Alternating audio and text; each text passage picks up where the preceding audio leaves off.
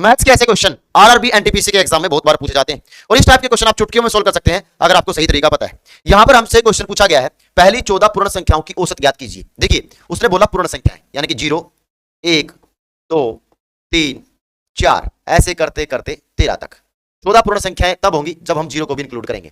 यानी कि क्वेश्चन में अगर फॉर्मेट को समझें तो हमें पहली 13 प्राकृतिक संख्याओं का जोड़ निकालना है, लेकिन जब नंबर ऑफ टर्म की बात आएगी तो नंबर ऑफ टर्म हम 14 लेंगे। ठीक है, तो यहां पर अगर 13 प्राकृतिक संख्याओं का जोड़ हम निकालें तो फॉर्मूला हमको पता है प्राकृतिक संख्याओं का जोड़ निकालने का, n इंटू n प्लस 1 और डिवाइड बाय 2।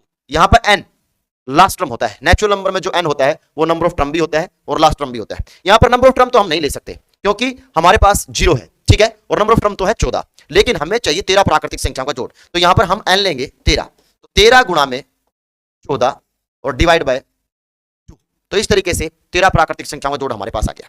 लेकिन हमें निकालनी है एवरेज, और एवरेज निकालने के लिए हमें भाग करना होगा नंबर ऑफ टर्म से, क्योंकि एवरेज निकालने का फॉर्मूला क्या होता है, sum of all term divide by number of term. Sum of all term हमारे पास है और नंबर ऑफ टर्म कितनी है, 14 है। तो इस तरीके से एवरेज निकलेगी 13 गुणा में 14 डिवाइड बाय 2 इंटू में 14।